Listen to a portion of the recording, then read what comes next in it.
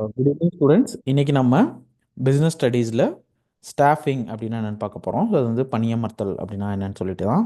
So பணியமர்த்தல்னா ஒன்றும் இல்லை. இப்போ நம்ம ஒரு நிறுவனம் இல்லை ஒரு கம்பெனியில் இருக்கக்கூடிய பல்வேறுபட்ட வேக்கண்ட் பொசிஷன்ஸ் அங்கங்கே இருக்கக்கூடிய அந்த ஜாபில் ஆட்களை ஃபில் பண்ணுறதா நம்ம என்ன சொல்கிறோம், ஸ்டாஃப்னு சொல்கிறோம். The process to fill the various post provided in the organisation, அதை தான் நம்ம என்னென்னு சொல்கிறோம், பணியமர்த்தல் அப்படின்னு சொல்கிறோம். சரிங்களா?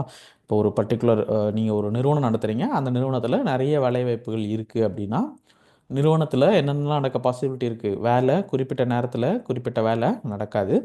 அப்போ ஆட்டோமேட்டிக்காக நம்ம என்ன பண்ணணும், இருக்கிற எல்லா வேக்கன்சியும் நம்ம என்ன பண்ணணும், ஃபில் பண்ணணும். இல்லை அப்படின்னா ஆல்ரெடி கம்மியாக இருக்க அந்த பணியாளர்களுக்கு என்ன ஆகும், எம்ப்ளாயீஸ்க்கு என்ன பிரச்சனை வரும், ஒர்க் பர்டன் அதிகமாக இருக்கும், நிறைய ஓவர் டைம் ஒர்க் பண்ண வேண்டியிருக்கும், ஒரு ரெஸ்ட்லெஸ்ஸாக இருப்பாங்க. ஆட்டோமேட்டிக்காக நம்ம ஆர்கனைசேஷன் ஒரு இன்ஸ்டியூஷன் ஒரு இண்டஸ்ட்ரியோட ப்ராஃபிட் என்ன ஆகும், டவுன்ஃபால் ஆக ஆரம்பிச்சிடும். சரிங்களா? ஒரு நிறுவனம் சரியாக செயல்பட முடியாமல் போயிடும். ஸோ அதால் ஸ்டாஃபிங்கிறது ஒரு தனிப்பட்ட முறையில் உங்களோட வாழ்க்கையில் நீங்கள் ஒரு நிறுவனம் நடத்தினா கூட அது ரொம்ப அவசியமான ஒன்று. சரிங்களா? ஸோ அதால் we have to relate this staffing in our life as well. ரொம்ப எளிமையாக நம்ம புரிஞ்சிக்க முடியும். சரிங்களா?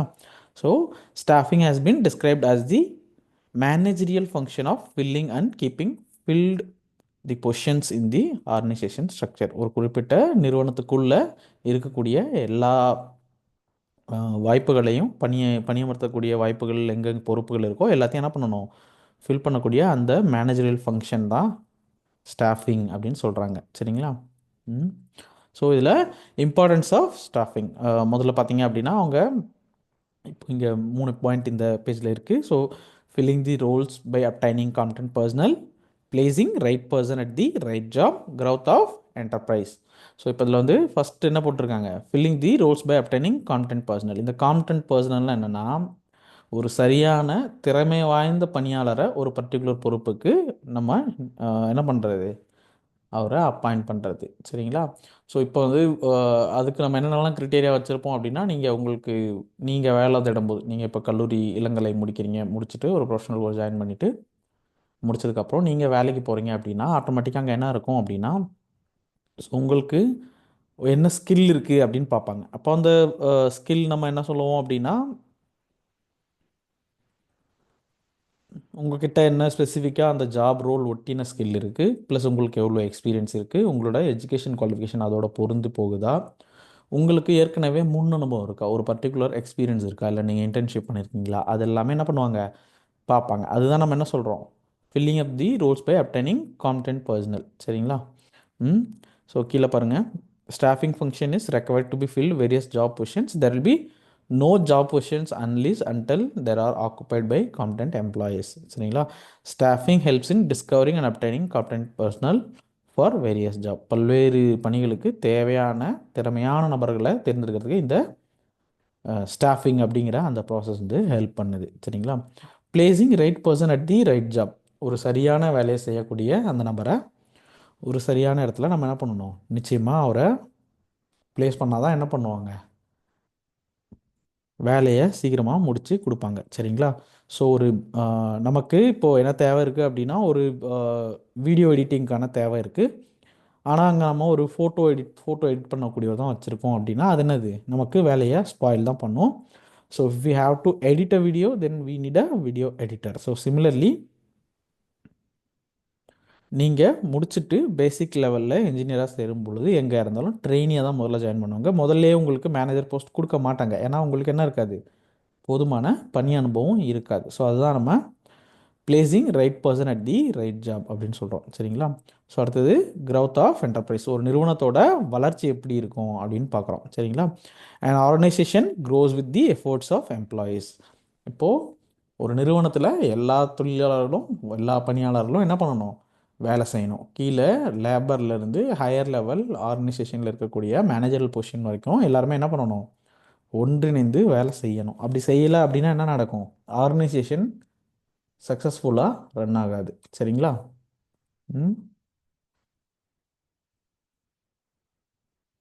ஸோ இங்கே பார்த்தீங்கன்னா, ஒரு நிறுவனம் பணியாளர்களின் முயற்சிகளால் மட்டுமே வளர்ச்சி அடையுது. திறமையான மற்றும் திறமையாக செயல்படும் பணியாளர்களை நியமிப்பதன் மூலம் பணியமர்த்தல் நிறுவனத்தின் தொடர்ந்த பிழைப்பு மற்றும் வளர்ச்சியை உறுதி செய்கிறது.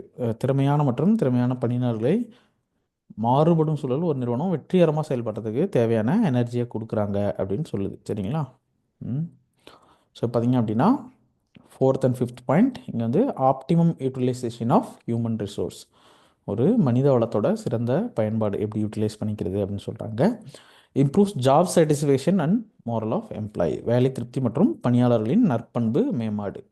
சரிங்களா? So proper staffing enables the organisation to acquire required quantity and quality of employees. ஒரு கம்பெனியில் ஸ்டாஃபிங் ப்ராப்பராக இருக்குது, ரெக்ரூட்மெண்ட் நடக்குது, சரியாக தேவையான ஆட்கள் இருக்காங்க அப்படின்னா அங்கே என்ன நடக்குது, ஒரு நல்ல quantity and quality of employees அங்கே இருக்காங்க ஆல்மோஸ்ட். சரிங்களா? அப்போது ஸோ எந்த பிரச்சனையும் இல்லாமல் ஆர்கனைசேஷன் ஸ்மூத்தாக ரன் ஆகுது. ஓகே,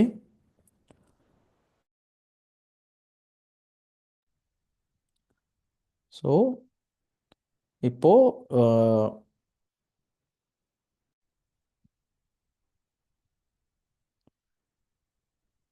கீழே பாருங்கள். As a result the staffing process facilitates optimum utilization of human resources by avoiding overstaffing and prevents disruption or stoppage of work by indicating in advance about likely shortage of employees. ஒரு நிறுவனத்தில் வேலை செய்யக்கூடிய ஆட்கள் இல்லை அப்படின்னு சொல்லிட்டு என்ன ஆகலை, அது வந்து நிற்கலை. காரணம் என்ன அப்படின்னா நமக்கு தேவையான ஆளை நம்ம ஸ்டாஃபிங் மூலிமா ஏற்கனவே எடுத்துட்டோம். சரிங்களா? Improves job satisfaction and morale of employees. இப்போ ஒரு சரியான அளவுக்கு தான் வேலை கொடுக்குறீங்க. இப்போ 8 மணி நேரம் உழைப்பு தான் ஒருத்தங்க வந்து செலவழிக்கணும். இப்போ நம்ம ஓகே அப்படின்னா ஒரு குறிப்பிட்ட டைம் தான் அவர் கொடுத்துருக்கோம். ஓகே, அவர் வந்து ஹாப்பியாக இருப்பார். பர்டிகுலர் டைமில் ஜாப் முடிஞ்சிடும், மற்ற வேலைகளில் அவருடைய பர்சனல் லைஃப்பை அவர் ஸ்பெண்ட் பண்ண முடியும். சரிங்களா? இப்போ அதுவே ஆள் கம்மியாக இருக்குன்னா ஓடின்னு சொல்லுவாங்க, ஓவர் டைம்னு சொல்லுவாங்க. உங்களுக்கு கம்பெனிஸில் உங்களுக்கு தெரிஞ்ச யாராவது ஒர்க் பண்ணுறாங்க அப்படின்னா உங்களுக்கு அந்த ஐடியா இருக்கும். ஓட்டினா என்னென்னா இப்போ அந்த இடத்துல ரீப்ளேஸ் பண்ண வேண்டியதாக இருக்கும், ஆள் இல்லாமல் இருக்கும், ஒருத்தங்க இன்னும் கூடுதலாக வேலை செய்ய வேண்டியிருக்கும். அது இன்னும் பர்சனலாக ஒரு பர்சனல் லைஃப்பில் ஒரு எம்ப்ளாயிக்கு சிரமத்தை உண்டு பண்ணும். சரிங்களா?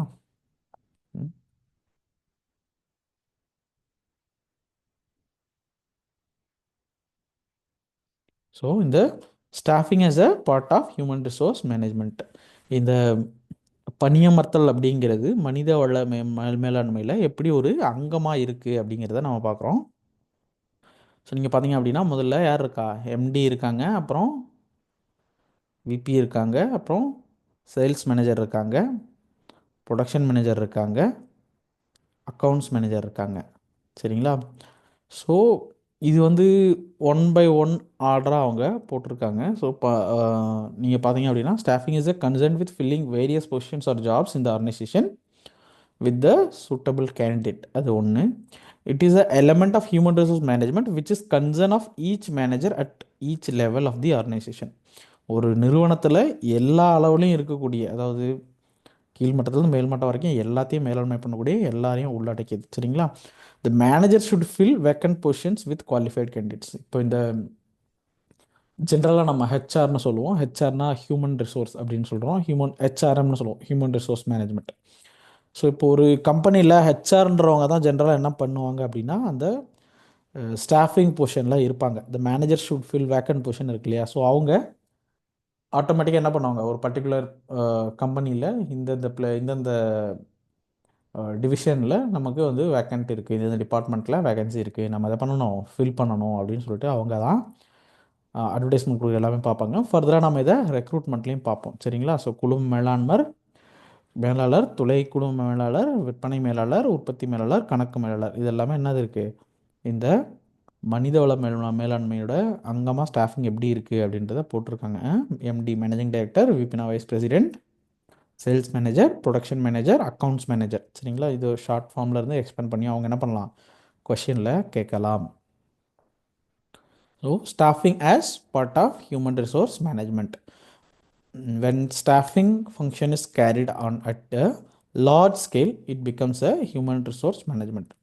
ஸோ ஸ்டாஃபிங்கையே வந்து ஒரு பெரிய விரிவான செயல்திட்டமாக பண்ணும் பொழுது அது என்னவா மாறுது, மனித வள மேலாண்மையாக மாறுது. சரிங்களா? ஸோ நீங்கள் பார்த்தீங்க அப்படின்னா முதல்ல இண்டஸ்ட்ரியல் டெவலப்மெண்ட்ஸ் இருக்குது, அடுத்து எமர்ஜென்சி ஆஃப் ட்ரேட் யூனியன் இருக்குது, லேபர் வெல்ஃபேர் ஆஃபீஸர் இருக்காங்க, ஃபேக்ட்ரி சிஸ்டம் இருக்குது, பர்சனல் ஆஃபீஸர் இருக்காங்க, டைனமிக் என்வரான்மெண்ட் இருக்குது.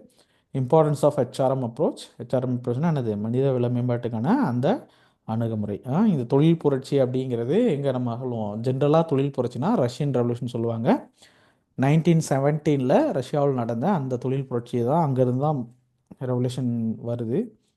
இப்போது இது நம்ம ஒரு ஷிஃப்ட் அங்கே நடக்குது. என்ன அப்படின்னா, லேபர் வெல்ஃபேர்க்கான அந்த ஆர்கியூமெண்ட்ஸ் எல்லாமே எங்கேருந்து வருது அப்படின்னா, அந்த பொது உடைமை சிந்தனையில் வருது. கம்யூனிஸ்ட் பார்ட்டிஸ் அப்படின்னு சொல்லக்கூடிய அவங்க தான் என்ன பண்ணுறாங்க?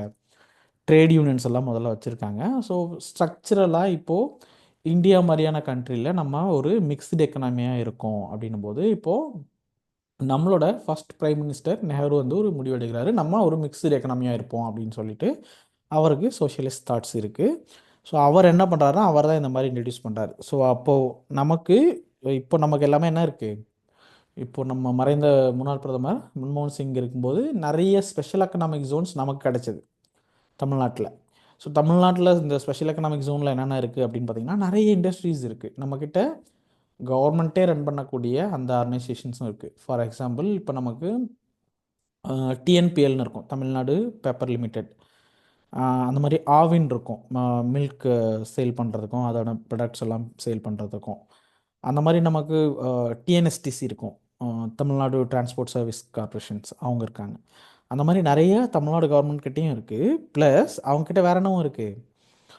இந்த ஸ்பெஷல் எக்கனாமிக் ஜோன்ஸில் நிறைய இண்டஸ்ட்ரீஸும் தமிழ்நாட்டில் இருக்குது. மோஸ்ட் அர்பனைஸ்டு ஸ்டேட்னா நம்ம என்ன சொல்லுவோம்? தமிழ்நாடு தான் சொல்லுவோம். ஆனால் நமக்கு அப்போது இந்த எல்லாமே என்ன பண்ண வேண்டியதாக இருக்குன்னா, ஃபர்தராக ஆட் பண்ணிக்க வேண்டிய இருக்குது. ஒரு இண்டஸ்ட்ரியல் ரெவல்யூஷனுக்கு பிற்பாடு நமக்கு என்ன கிடைக்குது அப்படின்னா, இந்த தொழிற்சங்கம் கிடைக்குது, தொழிலாளர் நல அலுவலர் இருக்காங்க, தொழிற்சாலை அமைப்புங்கிறது நம்ம இண்டிவிஜுவலாக ஒரு இண்டஸ்ட்ரி ஸ்டார்ட் பண்ணுறது. இது எல்லாமே என்ன பண்ணுது? ஒரு இந்த ஹியூமன் ரிசோர்ஸ் மேனேஜ்மெண்ட்டு கீழே வருது. ஏன்னா சுச்சுவேஷன் வந்து சேஞ்ச் ஆகுது, சரிங்களா? ஒரு லேபர் வந்து நம்ம இஷ்டத்துக்கு நம்ம வேலை வாங்க முடியாது. 24 ஹவர்ஸில் 20 ஹவர்ஸ் எனக்கு வேலை செய், நான் உனக்கு ஃபுல் சேலரி கொடுக்குறேன் அப்படியே என்ன பண்ண முடியாது, பண்ண முடியாது, சரிங்களா? ஸோ நமக்குன்னு சில சட்டங்கள் எல்லாமே உருவாகுது. இது ஒரு எவல்யூஷன் ப்ராசஸ் தான், அடுத்தடுத்து வளர்ந்து வருது, சரிங்களா? ஸோ இந்த இண்டஸ்ட்ரியல் ரெவல்யூஷனில் நம்ம நீங்கள் ஹிஸ்டாரிக்கலாக பார்த்தீங்க அப்படின்னா, நமக்கு இப்போது கண்டுபிடிப்புகளும் வரும். பிரிண்டர் கண்டுபிடிக்கிறது, ப்ளஸ் வந்து கம்ப்யூட்டர் கண்டுபிடிக்கிறது, என்ஜின் கண்டுபிடிக்கிறது, டீசல் என்ஜின்லேருந்து இப்போ நம்ம பெட்ரோல்லேருந்து எலக்ட்ரிக் வந்துட்டோம். ஸோ அந்த மாதிரி அது எல்லாமே கூட என்ன சேரும்? இண்டஸ்ட்ரியல் ரெவல்யூஷனில் சேரும், சரிங்களா? அட்வான்ஸ்டாக மாறுறது.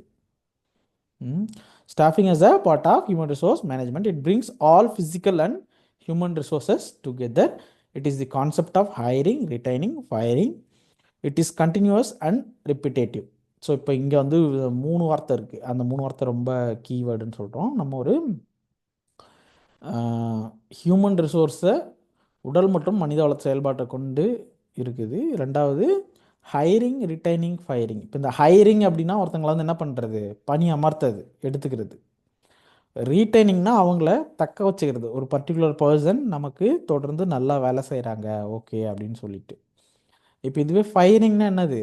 அவங்கள வேலையை விட்டு நீக்கிறது. இப்போ நிறைய இடங்களில் பார்த்தீங்க அப்படின்னா தொழிலாளர்கள் தொடர்ந்து போராட்டம் பண்ணுவாங்க அவங்களோட பர்டிகுலர் கோரிக்கையை வச்சு. இப்போ அந்த கோரிக்கைகள்லாம் நிராகரிக்கப்படுது, இல்லை ஒரு பர்டிகுலர் நெகோசியேஷனை அவங்களால எட்ட முடியல அப்படின்றப்ப ஆட்டோமேட்டிக்காக அவங்க என்ன பண்ணுவாங்க?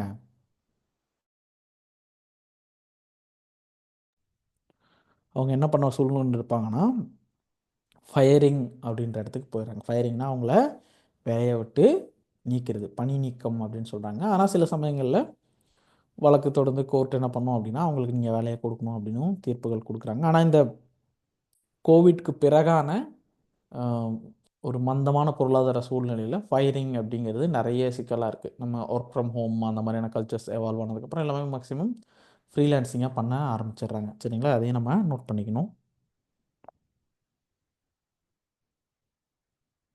ஸோ இங்கே பாருங்கள், ஒரு ஹெச்ஆர் என்ன பண்ணுவாங்க அப்படின்னு போட்டிருக்கு. What does an HR manager do? அவங்க ஒரு பாலிசி டெவலப் பண்ணி வச்சுருப்பாங்க, ரெக்ரூட்டிங் அண்ட் ஸ்டாஃபிங் பண்ணியிருப்பாங்க, என்ன பண்ணுறாங்க? ஆன்போர்டிங் பண்ணுறாங்க, எம்ப்ளாயீஸ் சர்வீசஸ் அண்ட் கவுன்சிலிங்கும் என்ன பண்ணுறாங்க? கொடுக்குறாங்க, சரிங்களா?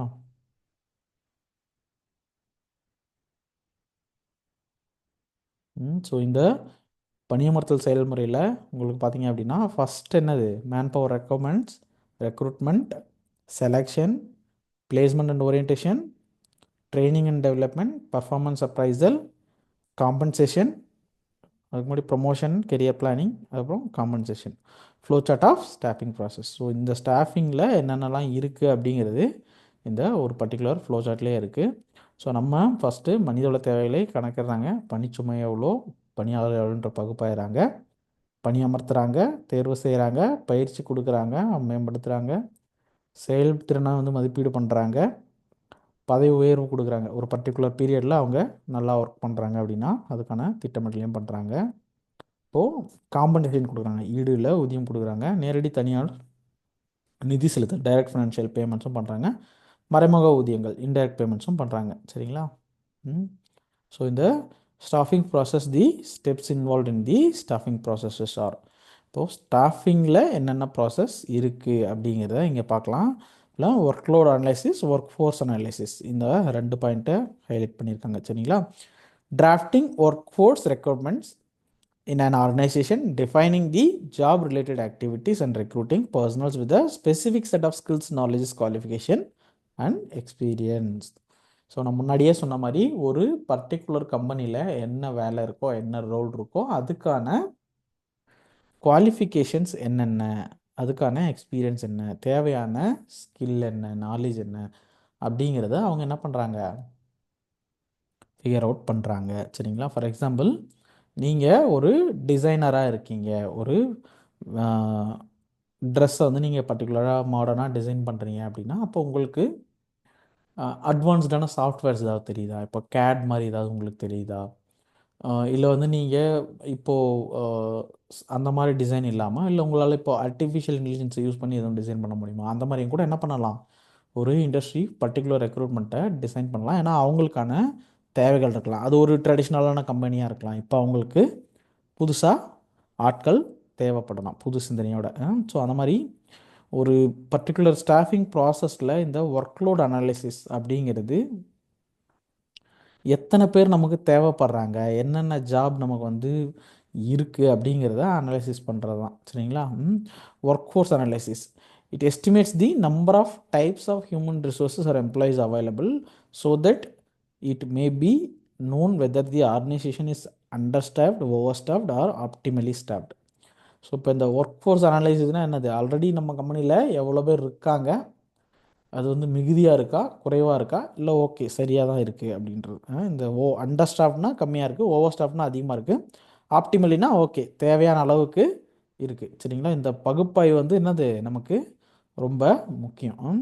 இப்போ பணிச்சுமை பகுப்பாய்வுன்றது இது பல்வேறு வேலைகளை செய்யும் மற்றும் நிறுவன குறிக்கோள்களை பூர்த்தி செய்ய தேவையான மனித வளங்களின் எண்ணிக்கை மற்றும் வகைகளை மதிப்பிடுவதை குறிக்கிறது. சரிங்களா? மனிதவள பகுப்பாய்வுன்றது ஒரு நிறுவனத்தில் உள்ள பணியாளர்கள் அல்லது மனித வளங்களின் எண்ணிக்கையை மதிப்பிடுகிறது. இதன் மூலம் நிறுவனத்தின் பணியாளர்கள் குறைவானவர்கள், அதிகமானவர்கள் அல்லது சரியான அளவில் உள்ளார்கள் அப்படின்றத நம்ம என்ன பண்ண முடியும், அறிய முடியும். சரிங்களா? ஸோ இப்போ வருது ரெக்ரூட்மெண்ட். ரெக்ரூட்மெண்ட் அப்படிங்கிறது நம்ம ஜென்ரலாக எல்லா இடத்துலையுமே பார்த்துருப்போம். அப்போ நமக்கு டிஎன்பிசி, எஸ்எஸ்சி, யூபிஎஸ்சி இந்த மாதிரியான அட்வர்டைஸ்மெண்ட்ஸ் நம்ம ரெகுலராக பார்த்துருப்போம். இல்லை நமக்கு தெரிஞ்ச யாராவது ஒருத்தங்க என்ன பண்ணியிருப்பாங்க, அந்த எக்ஸாம்ஸ் எல்லாமே அப்பியர் கூட ஆகிருப்பாங்க. உங்களுக்கு ஒன்றுமே தெரிஞ்சிருக்கவும் வாய்ப்பு இருக்குது. சரிங்களா? ஸோ ஒன்று வந்து ரெக்ரூட்மெண்ட் அப்படிங்கிறது ஒன்றும் இல்லை, பணியாளர் நியமனம். சரிங்களா? So recruitment may be defined as the process of searching for prospective employees and stimulating them to apply for jobs in the organisation. இது வந்து எதிர்கால பணியாளர்களை தேடுறாங்க, வேலைக்கு ஆள் எடுக்கிறாங்க, they're going to hire somebody. அப்போது அதுக்கு தேவையான விண்ணப்பங்களை அவங்க பெறணும் அப்படின்னா அதுக்கு அவங்க என்னென்னலாம் பண்ணுவாங்க, ஃபஸ்ட் வந்து அவங்களோட சர்க்கிள்ஸை சொல்லுவாங்க, அட்வர்டைஸ்மெண்ட்ஸ் கொடுப்பாங்க, நியூஸ் பேப்பரில் இருக்கும். இப்போது டிவி அண்ட் மீடியா, நமக்கு இப்போது சோஷியல் மீடியா இருக்குது. சோஷியல் மீடியாவில் லிங்க்டின் மாதிரியான பிளேசஸ் அவங்க எதுக்கு யூஸ் பண்ணுறாங்க, ரெக்ரூட்மெண்ட் பர்பஸ்க்காக யூஸ் பண்ணிக்கிறாங்க. சரிங்களா? The main aim of recruitment is to create a pool of prospective job candidates. The higher the number of people who apply for a job, the higher will be the possibility of getting a suitable employee. So எவ்வளோ அதிகமாக ஒரு வேலைக்கு ஆட்கள் apply பண்ணுறாங்களோ அப்போது அதிலிருந்து நமக்கு பெட்டரான ஒரு ஆளை சரியாக நம்ம தேர்ந்தெடுக்க முடியும். சரிங்களா? ம். ஸோ இப்போ நீங்கள் அடுத்து பாருங்கள், இங்கே பணியாளர் நியமன செயல்முறையில் உள்ள பல்வேறு நடவடிக்கைகள். இப்போ various activities involve in the process of recruitment. ரெக்ரூட்மெண்ட்டில் என்னென்னலாம் ப்ராசஸ் இருக்குது அப்படின்ட்டு. ரெக்ரூட்மெண்ட்டில் என்னென்னலாம் இருக்குது? Identification of different sources of recruitment. அதில் என்னென்ன இருக்குது? நான் சொன்ன அதுதான். Advertisement, employment exchange, management consultants, internal promotion. இப்போ நீங்கள் ஒரு வேலைக்கு அட்வர்டைஸ்மெண்ட் கொடுத்து ஆள் எடுக்கலாம், இல்லை எம்ப்ளாய்மெண்ட் எக்ஸ்சேஞ்ச் பண்ணிக்கலாம், அப்படி இல்லைனா மேனேஜ்மெண்ட் கன்சல்டன்ட் எடுத்துக்கலாம், இல்லைனா இன்டர்னல் ப்ரொமோஷன். உள்ளே இருந்து என்ன பண்ணலாம், நீங்கள் வந்து ப்ரொமோஷனை கொடுத்து ஒரு பர்டிகுலர் நபரை, இப்போது ஃபார் எக்ஸாம்பிள் அசிஸ்டன்ட் மேனேஜராக இருக்கவங்களுக்கு மேனேஜரியல் ப்ரொமோஷன்ஸ் கொடுப்பாங்க. சரிங்களா? ஸோ முதல்ல ட்ரெயினியாக இருக்கவங்கள ஒரு பர்டிகுலர் எம்ப்ளாயியாக அப் பண்ணுவாங்க. ஸோ இது எல்லா இடத்துலையுமே ப்ராசஸாக நடக்கும். சரிங்களா? Even though you crack UPSC, you become IAS officer, டைரெக்டாக நீங்கள் என்ன பண்ண முடியாது, ஒரு டிஸ்ட்ரிக்ட் கலெக்டராக ஆக முடியாது. முதல்ல நீங்கள் என்னவா இருப்பீங்க, ஒரு சப் கலெக்டராக இருப்பீங்க, இல்லை அதுக்கு கீழே ஒர்க் பண்ணிகிட்டு இருப்பீங்க. அப்புறம் அதுக்கடுத்து தான் என்ன பண்ணுவீங்க, டிஸ்ட்ரிக்ட் கலெக்டராக மாறுவீங்க. ஸோ சிமிலராக நீங்கள் நம்ம உதாரணமாக நம்ம பள்ளிகளில் எடுத்து பாருங்கள், உடனடியாக நம்ம என்ன பண்ண முடியாது, தலைமை ஆசிரியராக ஆக முடியாது. நம்ம என்ன பண்ண முடியும், ஒரு ஆசிரியராக தான் நம்ம இருப்போம். நமக்கு எக்ஸ்பீரியன்ஸ் வளரும் போது தான் நம்ம என்ன பண்ணுவோம், ஒரு தலைமை ஆசிரியராக மாற முடியும். சரிங்களா? Assessment of their validity. இப்போ அவர்கிட்ட என்ன எதெல்லாம் சூட்டபுளாக இருக்குது அப்படின்றத பார்க்குறோம். Choosing the most suitable sources. சிறந்த ஆதாரம் எது அப்படின்றத நம்ம என்ன பண்ணுறோம், தேர்வு செய்கிறோம். எதிர்கால பணியாளர் மனித இடங்கள் குறித்த விண்ணப்பங்களை inviting applications from the prospective candidate for the vacancies. சரிங்களா? ஸோ அடுத்தது செலெக்ஷன். இப்போ இந்த செலெக்ஷன் அப்படிங்கிறது நம்ம என்ன பண்ணிட்டோம், கரெக்டாக ஒரு ஆளை சூஸ் தான் பண்ண போகிறோம் அப்படின்னு சொல்லிட்டு. ஸோ நீங்கள் நிறைய இப்போ நம்ம ஒரு வெஜிடபிள் மார்க்கெட்டுக்கு போகிறோம், நீங்கள் ஒரு காய்கறி சந்தைக்கு போகிறீங்க அப்படின்னா அங்கேருந்து எந்த வெஜிடபிள் வாங்குவீங்க, எது ரொம்ப உங்களுக்கு பிடிச்சிருக்கோ, சமைக்கிறது தேவைன்னு தோணுதோ அதை தான் அம்மா என்ன பண்ணுவாங்க, இல்லை அப்பா என்ன பண்ணுவாங்க, சூஸ் பண்ணுவாங்க. சரிங்களா? So it is the process of choosing and appointing the right candidate for the right job in an organization by conducting various exams, tests and interviews. So ஒரு பர்டிகுலர் ரெக்ரூட்மெண்ட்டில் நம்ம இப்போது நம்ம ஒரு காலேஜ் அப்ளை பண்ணுறோம், அதுக்கான ஒரு என்ட்ரன்ஸ் எக்ஸாமினேஷன்ஸ் இருக்குது. அதில் டெஸ்ட்டில் யார் அதிக ஸ்கோர் எடுக்கிறாங்களோ அவங்கள தான் என்ன பண்ணுவாங்க, சூஸ் பண்ணுறாங்க. சரியா? இப்போ நம்ம அந்த மாதிரி என்ன பண்ணுறோம், நம்மளும் ஒரு செலெக்ஷன் ப்ராசஸில் சரியான நபரை தேர்ந்தெடுக்கணுன்றதுக்காக ஃபஸ்ட்டு அவங்களுக்கு ரிட்டன் டெஸ்ட் வைக்கிறாங்க. அதுக்கப்புறம் என்ன இருக்குது, இன்டர்வியூ இருக்குது, இன் பர்சன் இன்டர்வியூ இருக்குது. சம்டைம் என்ன பண்ணுறாங்க அப்படின்னா ஜிடியும் வைக்கிறாங்க, குரூப் டிஸ்கஷன்ஸ். பீப்புள் நிறையா இருக்காங்க, நிறைய பேர் வந்துட்டாங்க அப்படின்னா அவங்கள ரெடியூஸ் பண்ணுறதுக்கு. சரிங்களா? So placement and orientation. So placement and ஓரியன்டேஷன்னா நோக்குநிலை மற்றும் வேலைவாய்ப்பு. நோக்குநிலைங்கிறது தேர்ந்தெடுக்கப்பட்ட பணியாளர்களை மற்ற ஊழியர்களுக்கு அறிமுகப்படுத்துவது. இப்போ இந்த ஓரியன்டேஷன் அப்படின்னா என்னன்னா, அவங்களுக்கு நம்ம ஒரு புதுசாக ஒருத்தர் வந்திருக்காரு அப்படின்னா அவங்களுக்கு மற்ற எல்லாரையும் அறிமுகப்படுத்தி வச்சுட்டு கூடுதலாக என்னென்ன பண்ணுறது அப்படின்னும் சொல்கிறாங்க. சரிங்களா? ட்ரைனிங் அண்ட் டெவலப்மெண்ட் என்ன பண்ணுறாங்க, systematic training helps in increasing the skills and knowledge of employees in doing their jobs through various methods. ஒரு திட்டமிட்ட பயிற்சி என்ன பண்ணுது அப்படின்னா, ஒரு தனிப்பட்ட நபருடைய, ஒரு தனிப்பட்ட பணியாளருடைய திறனை வளர்க்குறதுக்கு உதவுது. சரிங்களா? ஸோ நமக்கு பயிற்சி அப்படிங்கிறது நமக்கு பள்ளிகளில் இருந்தே துவங்கிடும். நமக்கு தலைமைத்துவ பயிற்சிகள் கொடுத்துருப்பாங்க, பயிற்சி வகுப்புகள் எடுத்திருப்பாங்க. அது இல்லாமல் முடிவெடுக்கிறது எப்படி அப்படின்றத, அந்த மாதிரியான டிசிஷன் மேக்கிங்கான பயிற்சி வகுப்புகள் நீங்கள் ஏற்கனவே அட்டன் பண்ணியிருப்பீங்க. சரிங்களா? ஸோ இப்போது பர்ஃபார்மன்ஸ் அப்ரைசல். இப்போ இந்த பர்ஃபார்மன்ஸ் அப்ரைசல்ங்கிறது என்னது, performance appraisal means evaluating an employee's current and past performance as against certain predetermined standards. இப்போ இந்த செயல்திறன் அப்படிங்கிறது என்னென்னா, ஒரு செயல்திறன் மதிப்பீடு அப்படிங்கிறது என்னென்னா, ஒரு குறிப்பிட்ட பணியாளருடைய இதுக்கு முன்னாடி பாஸ்ட்டில் எப்படி வேலை செஞ்சுருந்தாரு, இப்போ எப்படி வேலை செஞ்சிட்ருக்காரு அப்படின்னு ஒரு குறிப்பிட்ட பராமீட்டர்ஸ், ஒரு சில, இப்போது ஃபார் எக்ஸாம்பிள் எந்த டைமுக்கு ஒரு ஆஃபீஸ் வராரு, ஷார்ப் டைம், இப்போது 9 o'clock வராரு, ஈவினிங் 5க்கு ஆஃபீஸ் முடிஞ்சது அப்படின்னா நம்ம 9 to 5 அந்த எந்த டைமுக்கு வராரு, எந்த டைமுக்கு போகிறாரு, எவ்வளோ பிரேக் எடுக்கிறாரு, எப்படி ஒர்க் பண்ணியிருக்காரு, கொடுத்த ஒர்க்கை கொடுத்த டைமில் கொடுத்துருக்காரா, இல்லை அது இன்னும் டிலே பண்ணியிருக்காரா, காஸ்ட் எஃபெக்டிவாக அந்த ஒர்க் இருக்கா, இந்த மாதிரி ஒரு ஒரு கம்பெனியும் அவங்களுக்கு ஏற்ற மாதிரியான பராமீட்டர்ஸ் வச்சுருக்காங்க. சரிங்களா? ம் ஸோ இந்த பர்ஃபார்மன்ஸ் அப்ரைசல் இது எதுக்காக வழிவகுக்கும் அப்படின்னா, அவங்களுக்கு ஒரு பர்டிகுலர் எம்ப்ளாய்க்கு தேவையான ப்ரொமோஷனுக்கோ இல்லை சேலரி இன்க்ரிமெண்ட்டுக்கோ கண்டிப்பாக பயன்படும். சரிங்களா? இப்போ நீங்கள் பார்த்தீங்க அப்படின்னா ப்ரொமோஷன், கெரியர் பிளான், பதவி உயர்வு மற்றும் தொழில் திட்டமிடல். ஸோ பதவி உயர்வு என்பது பொறுப்பை அதிகரிக்கும் பதவிகளில் அமர்த்தப்படுவதை குறிக்கிறது. பதவி உயர்வு மற்றும் தொழில் திட்டமிடல் ஆகியவை ஊழியர்களின் மன உறுதியை உயர்த்துவதாகும். அவர்களின் முழு திறனையும் பயன்படுத்த அவர்களை ஊக்குவிக்க மிகவும் முக்கியம். ஸோ இந்த பர்ஃபார்மன்ஸ் நல்லா பண்ணுறாரு அப்படின்னா அவருக்கு நம்ம என்ன பண்ணணும், ப்ரொமோஷன் கொடுக்கணும். ப்ரொமோஷன் அப்படிங்கிறது அவருக்கான கூடுதல் ஒரு நபர், ஒருத்தங்க இருக்காங்க, அவங்க அசிஸ்டன்ட் மேனேஜராக இருக்காங்க, அவங்களுக்கு நீங்கள் மேனேஜராக கொடுக்குறீங்க அப்படின்ற மோர் ரெஸ்பான்சிபிலிட்டி கொடுக்குறீங்க. இன்னொன்று அவருக்கும் அது மகிழ்ச்சியை தான் கொடுக்கும். ஏன்னா அவர் என்ன பண்ணுறாரு, ப்ரொமோஷன் வாங்கியிருக்காரு, சேலரி அதிகமாக இருக்கும். ஸோ ஃபர்தராக பெட்டராகவும் என்ன பண்ணுவார், ஒர்க் பண்ணுவார். சரிங்களா? ஸோ அடுத்தது காம்பன்சேஷன். இப்போ compensation refers to all forms of payment made by an enterprise to their employees. சரிங்களா? ஸோ இந்த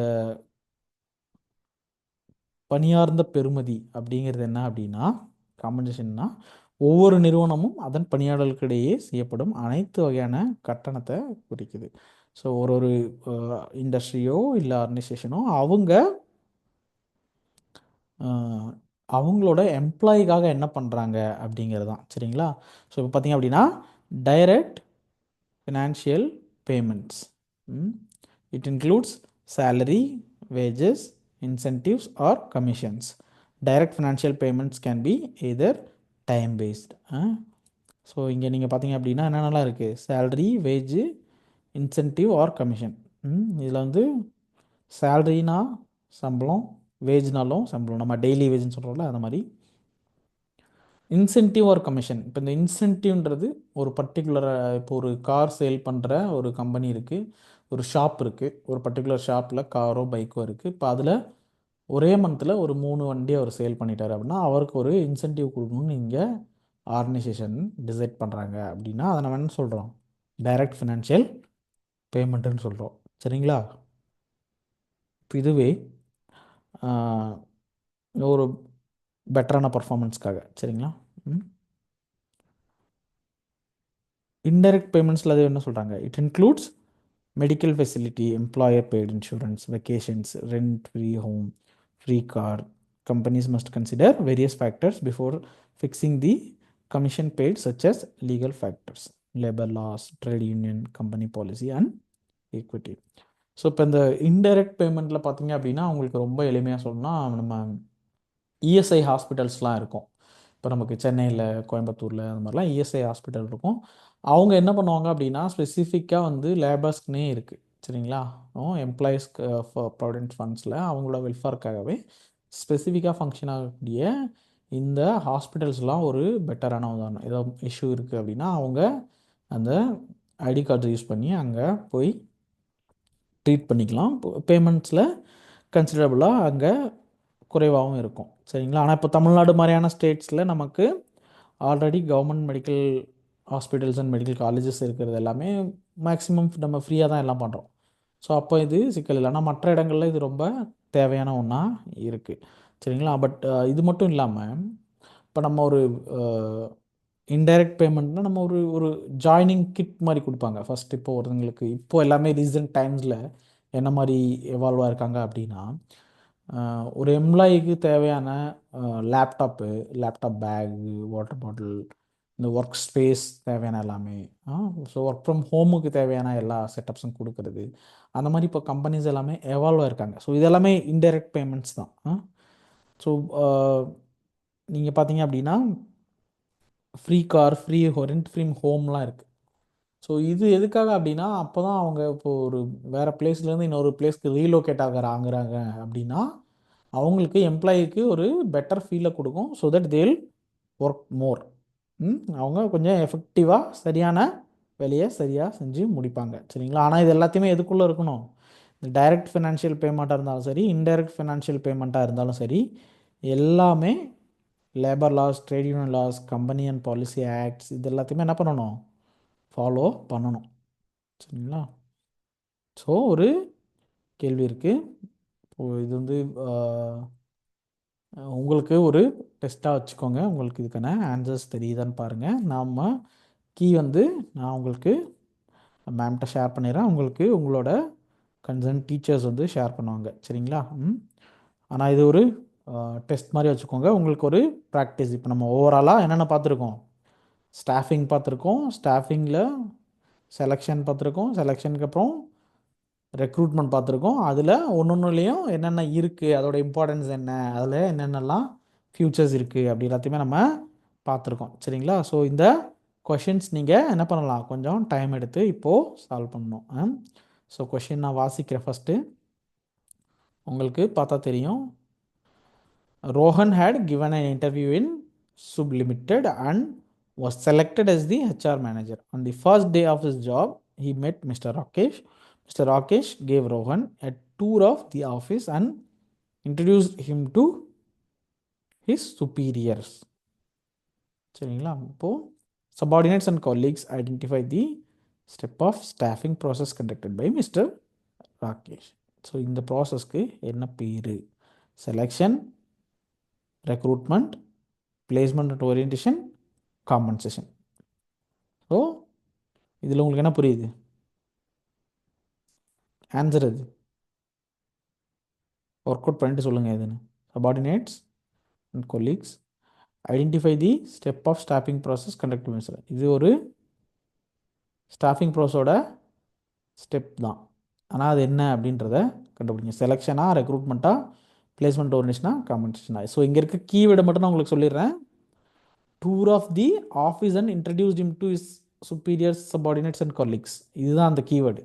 இன்ட்ரடியூஸ் அப்படிங்கிறது தான் கீவேர்டு. இன்ட்ரடியூஸ்ன்றதை கண்டுபிடிச்சாலே கீழே இருக்க ஏபிசிடின்ற ஆப்ஷனில் ஒரு சரியான ஆப்ஷன் என்ன பண்ணிடலாம், நீ கண்டுபிடிச்சிடலாம்.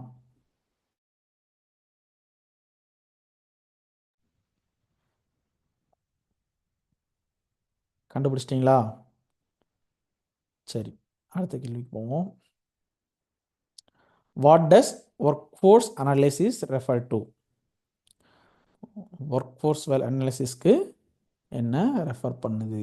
What does work force analysis refers to?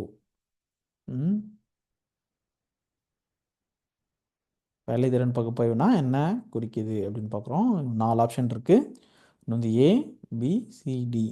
Number and type of human resources required, number and type of human resource available, number of vacancies that already exist, desirable profile of ஆக்குபெண்ட்.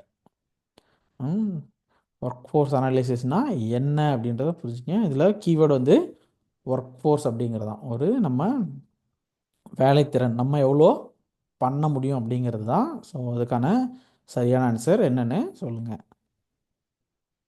அடுத்த கேள்வி பார்ப்போம். இப்போ இதில் arrange the following in appropriate sequencing. So இதில் நீங்கள் questions பார்த்தீங்கன்னா உங்களுக்கு புரியும். ஒரு பேராகிராஃப் கொடுத்துட்டு அதிலிருந்து கொஷின் கேட்குறாங்க. ப்ளஸ் டைரெக்டாக இது நேரடியான கேள்வி, சூஸ் த பெஸ்ட் ஆன்சராக இருக்குது. இங்கே பாருங்கள், இது மேட்ச் த ஃபாலோவிங்காக இருக்குது. சரிங்களா? கொஷின் படிங்க. சீக்வன்ஸாக கரெக்டாக என்ன பண்ண சொல்கிறாங்க, அப்ராப்ரியேட்டாக அரேஞ்ச் பண்ண சொல்கிறாங்க.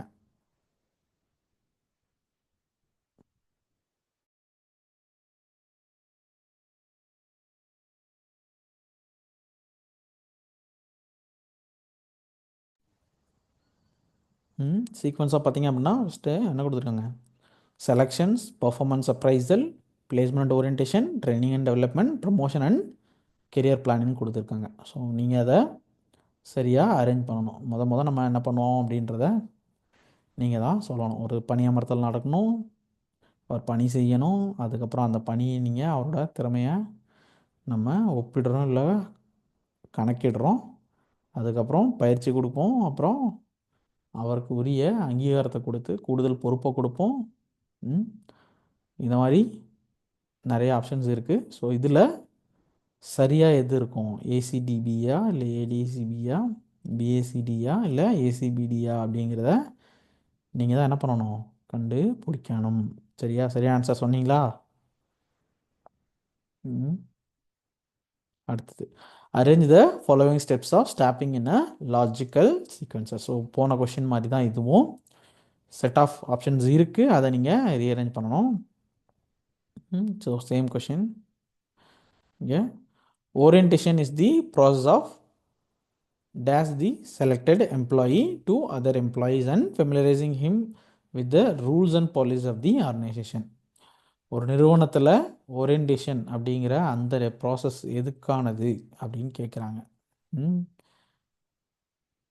செலக்டட் எம்ப்ளாயி என்ன பண்ணுறாங்க, கம்பெனியோட ரூல்ஸ் அண்ட் பாலிசிஸோட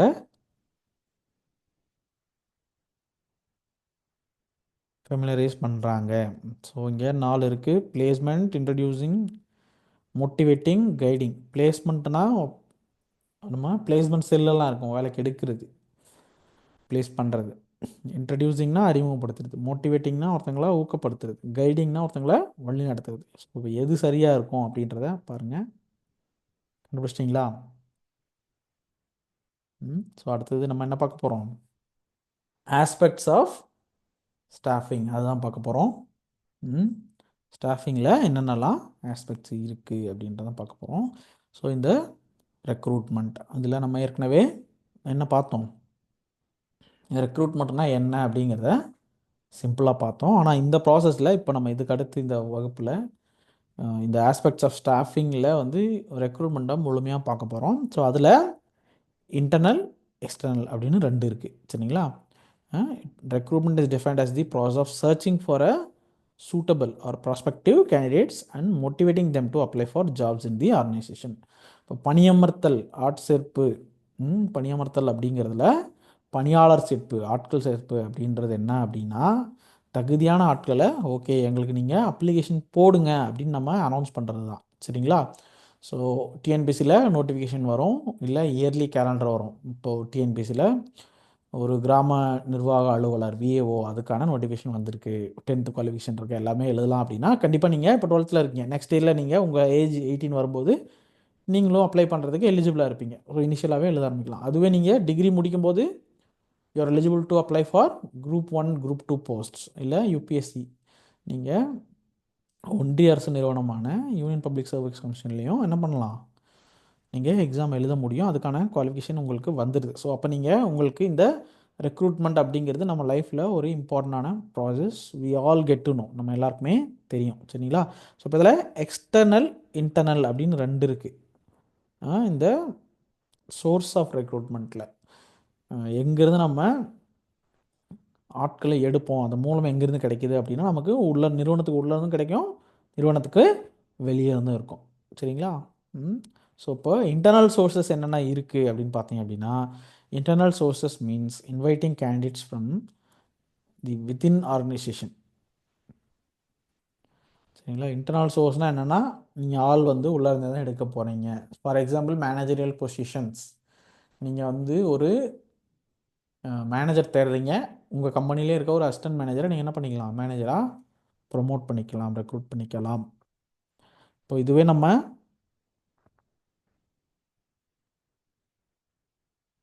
எக்ஸ்டர்னல்லாம் என்ன பண்ணுவோம், எக்ஸ்டர்னலாக வெளியே இருந்து ஆட்களை எடுக்கிறத குறிக்கிது. சரிங்களா? ஸோ ட்ரான்ஸ்ஃபர்னு சொல்கிறாங்க. There are 2 types of internal sources. இப்போ நம்ம இந்த ஒரு பர்டிகுலர் கம்பெனிக்குள்ளேயே சொன்னோம் இல்லையா, அதுலேயே பார்த்து என்ன சொல்கிறாங்க, 2 வாய்ப்புகள் இருக்குது. என்னென்னது, ஒன்று வந்து ட்ரான்ஸ்ஃபர் பண்ணலாம் ஒரு பர்டிகுலர் பொசிஷன்லேருந்து இன்னொரு இடத்துக்கு. It involves shifting of an employee from one job to another, one department to another. இப்போது எனக்கு வந்து ஒரு என்னோடய டிபார்ட்மெண்ட் வந்து இப்போ நான் வந்து மேனேஜரியல் பொசிஷனில் ஒருத்தங்க இருக்காங்க, அவங்கள வந்து மேனேஜ்மெண்ட் டிபார்ட்மெண்ட்டில் இருந்து ஒரு பர்டிகுலர் டிபார்ட்மெண்ட்டுக்கு நான் ஷிஃப்ட் பண்ணுறேன். இப்போ வந்து அவங்கள இங்கிலீஷ் டிபார்ட்மெண்ட்டுக்கு நான் ஷிஃப்ட் பண்ணுறேன் அப்படின்னா, ஒரு உதாரணத்துக்காக இதை சொல்கிறேன். சரிங்களா? இப்போது இந்த டிபார்ட்மெண்ட்லேருந்து இன்னொரு டிபார்ட்மெண்ட்டுக்கு துறை மாறுதல் நம்ம கொடுக்குறோம். இப்போ ஷிப்பிங்கில் ஒருத்தங்க இருக்காங்க, ஷிப்பிங்கில் இருக்கவங்கள நான் எங்கே போடுறேன் அப்படின்னா டேக்ஸ் கலெக்ஷனுக்கு போடுறேன் அப்படின்ற மாதிரி. சரிங்களா? It may lead to minor changes in duties and responsibilities, working condition, but not salary. இப்போ இந்த ட்ரான்ஸ்ஃபர் அப்படிங்கிற ப்ராசஸில் வேலைகளில் மாறுபாடு இருக்கலாம், ஆனால் சம்பளத்தில் என்ன இருக்காது, மாறுபாடு இருக்காது. சரிங்களா? இதை நம்ம ரொம்ப குறிப்பாக புரிஞ்சுக்கணும். நமக்கு கடமை, பொறுப்பு இதில் எல்லாத்தையும் என்ன இருக்கலாம், குறிப்பிட்ட மாறுதல்கள் இருக்கலாம், சிறு அளவிலான மாறுதல்கள் இருக்கலாம்.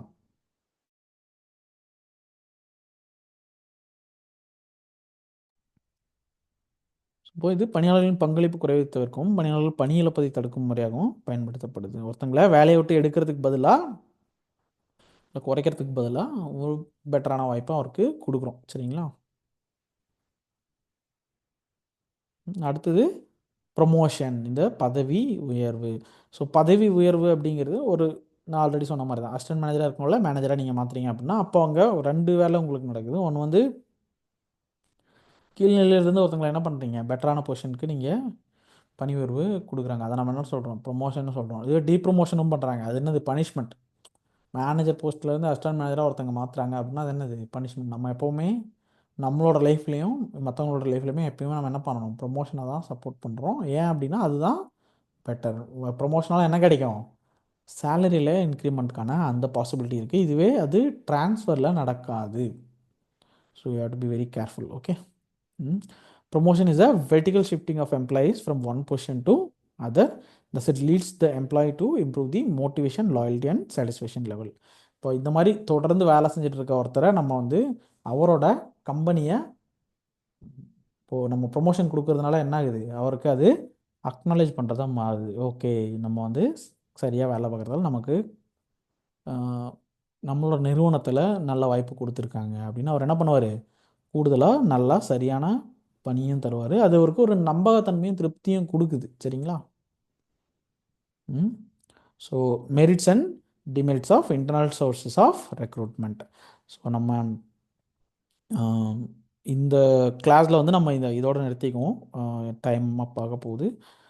உங்களுக்கும் இந்த ஒர்க் ஷீட் கொடுத்துருக்கோம், அதுவும் நீங்கள் ஒர்க் அவுட் பண்ணோம். ஸோ அதால் இந்த merits and demerits of internal resources of recruitment அதோட நிறுத்துகிறேன்.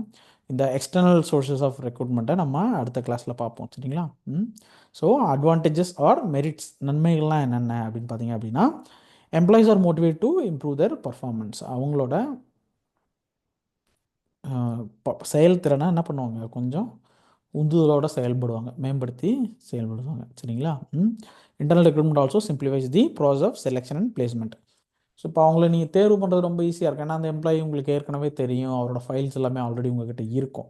புதுசாக நீங்கள் ஒரு ரெக்ரூட்மெண்ட் அட்வர்டைஸ்மெண்ட் கொடுத்து வெளியிலேருந்து எடுக்க வேண்டிய அவசியம் இல்லை. அந்த all the process that entrance test வைக்கணும், இன்டர்வியூ எடுக்கணும், இல்லை ஜிடி வைக்கணும், அந்த மாதிரியான அந்த ஒரு சிக்கல் நீங்கள் இல்லை. சரிங்களா? No waste of time on the employee training and development. இவருக்கு நீங்கள் புதுசாக வந்து ட்ரெயின் பண்ணணுன்ற அவசியம் இல்லை. ஏன்னா அவர் என்ன இருக்கார், ஏற்கனவே இதே கம்பெனியில் எம்ப்ளாயாக இருக்கார். Okay. Filling of jobs internally is cheaper. So ஒரு பர்டிகுலர் கம்பெனிக்குள்ளேயே நீங்கள் வந்து வேலைக்கு ஆள் எடுக்கிறீங்க, உங்களோட கம்பெனிக்குள்ளேயே எடுக்கிறீங்க அப்படின்னா அது ரொம்ப கம்மியான செலவு தான் கொடுக்கும். ஆஸ் ஐ செட், நீங்கள் புதுசாக பண்ணுறீங்க அப்படின்னா நியூஸ் பேப்பர் அட்வர்டைஸ்மெண்ட் கொடுக்கணும், ரெக்ரூட்மெண்ட் ப்ராசஸ் நடக்கணும், பர்டிகுலர் டேஸை நீங்கள் அலாக்கேட் பண்ணணும். So there is a cost, அங்கே ஒரு பணம் செலவாகுது. இப்போ இதில் டிஸ்அட்வான்டேஜ்லாம் என்னென்ன, இல்லை லிமிட்டேஷன் என்னென்ன, தீமை அல்லது குறைபாடு என்ன அப்படின்னு சொல்கிறாங்க. அது என்னது, there is a limited choice of candidates.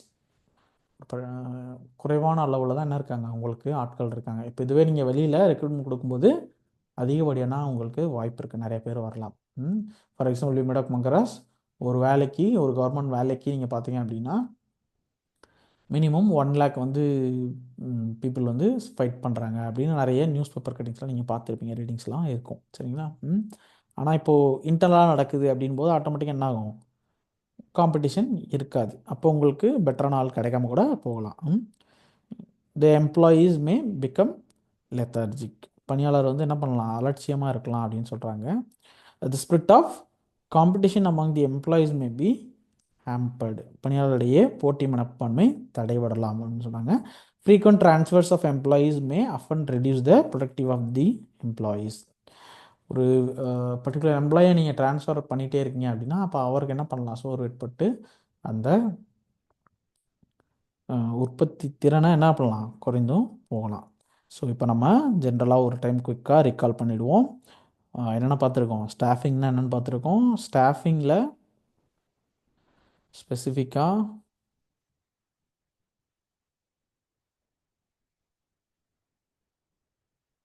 Staffing என்னென்னு பார்த்தோம். அதோட இம்பார்ட்டன்ஸ் என்னென்னு பார்த்தோம். ஸ்டாஃபிங் ஹியூமன் ரிசோர்ஸ் மேனேஜ்மெண்ட்டோட பார்ட்டாக என்ன இருக்குது அப்படின்றத பார்த்தோம். அது எப்படி எவால்வ் ஆச்சுன்னு பார்த்தோம். செலெக்ஷன்னா என்னென்னு பார்த்தோம். ஒன்றா பார்த்துட்டோம். அதுக்கப்புறம் சில கொஷின்ஸ் பார்த்தோம். ஆஸ்பெக்ட்ஸ் ஆஃப் ஸ்டாஃபிங் பார்த்தோம். அதில் ரெக்ரூட்மெண்ட் பார்த்தோம். ரெக்ரூட்மெண்ட்டில் இன்டர்னல் சோர்சஸ் பார்த்தோம். இன்டர்னல் சோர்சஸ்னால் என்னென்னு பார்த்தோம். அதுக்கடுத்து merits and demerits of internal sources பார்த்தோம். ஸோ இன்றைக்கி வகுப்பு இவ்வளோ தான். நம்ம அடுத்த வகுப்பில் சந்திப்போம். நீங்கள் கட்டாயமாக உங்களுக்கு இருக்கக்கூடிய கேள்விகளை உங்களோட ஆசிரியர்கிட்ட கேளுங்க. உங்களுக்கு இப்போ எதுவும் டவுட் இருக்குன்னா நீங்கள் இந்த கமெண்ட் செக்ஷனில் கூட கமெண்ட் பண்ணுங்கள். கண்டிப்பாக ஃபீட்பேக்கும் நீங்கள் தெரிவிங்க. அதில் எதுவும் உங்களுக்கு சந்தேகம் இருந்தது அப்படின்னா, கேள்விகள் இருந்ததுன்னா அதை நம்ம அடுத்த கிளாஸில் ரெக்டிஃபை பண்ணலாம். சரிங்களா? ஸோ இப்போது இந்த வகுப்பு இதோட நிறைவு பெறுது. ஒர்க் ஷீட்டாக கம்ப்ளீட்டாக ஒர்க் பண்ணுங்கள். பட் டைம் எடுத்துங்க, ப்ராக்டிஸ் பண்ணுங்கள். அடுத்த வகுப்பில் சந்திக்கலாம். நன்றி.